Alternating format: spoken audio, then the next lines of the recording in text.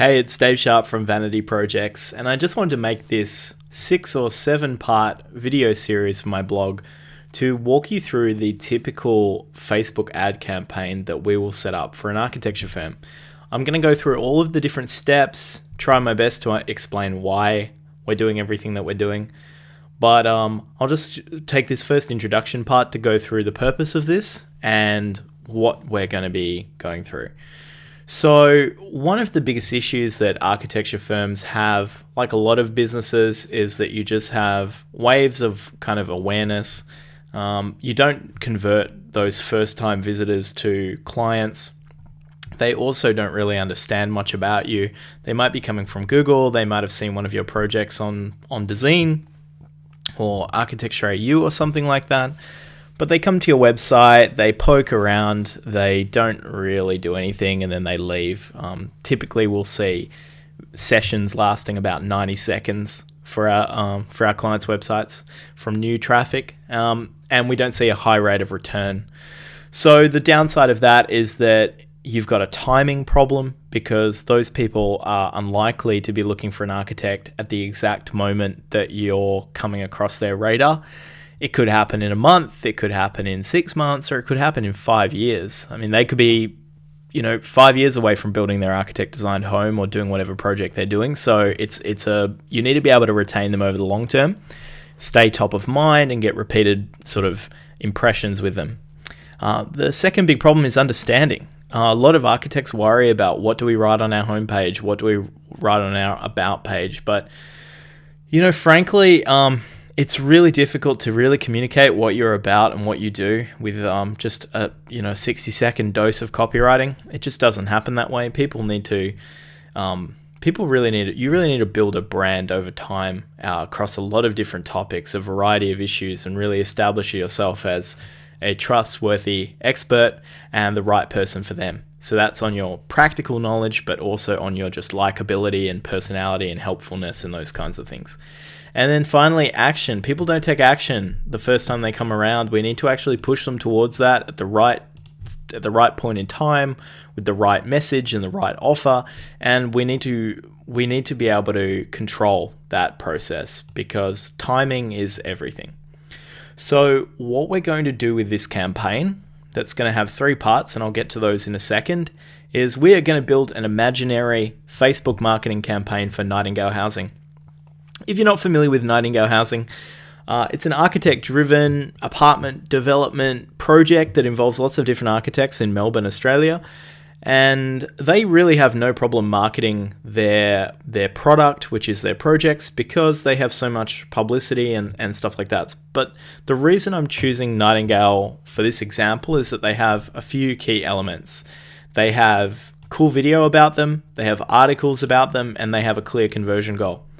So you're gonna see why these are so important, but basically what this firm, and to get to the what you need part, the first 2 are kind of obvious. A Facebook page. We're going to be looking at Instagram and Facebook ads, but this is what you need. A Facebook page so that you can set up your advertising account, and you'll need at least $3 per day of ad budget. You can always go up from there, but that's the minimum because we're going to be building 3 campaigns, and each of them is going to have a budget of $1 per day because that's the minimum.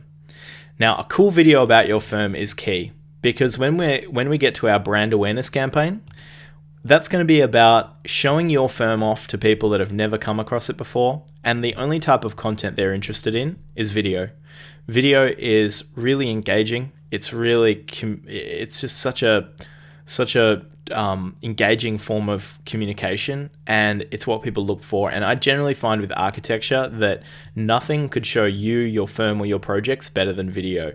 So that's really important. That could be something that you make or something that's been made about you. But always be looking for opportunities to make video, short video, 1 to 2 minutes kind of video. The next one is articles by you or about you. So this is going to be whether you've got blog posts or case studies, or you've got press, basically journalism that you can link to. So Dezeen, The Local Project, Architecture Australia, wherever somebody's been writing interesting stories where we can really focus on storytelling, this is what we're going to need. If you don't have a whole lot of press mentions, you're going to need to focus on writing your own blog posts that can explore some of your ideas, what matters to you, and what you're good at. So you can visit my blog to read a few posts on how to do that. And the final one is a conversion goal. So a contact page with your email address is not a conversion goal.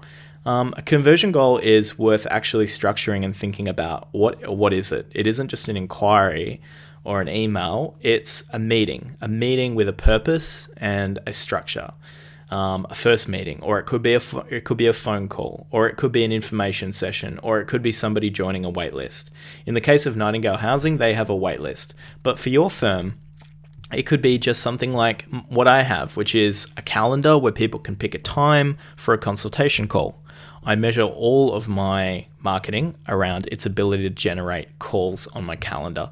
So you could have something very similar. So this Nightingale Housing is not literally the best example of an architecture firm, but I'm pretty confident that by building a campaign for this brand, an architectural brand, you'll have a fairly good idea of what you need to do for your firm. So we're going to be this is the introduction. We're going to be starting off with pixels and plumbing, basically setting up things like audiences, setting up your pixels, setting up your conversion tracking, all of that stuff. Then we're going to jump into audiences.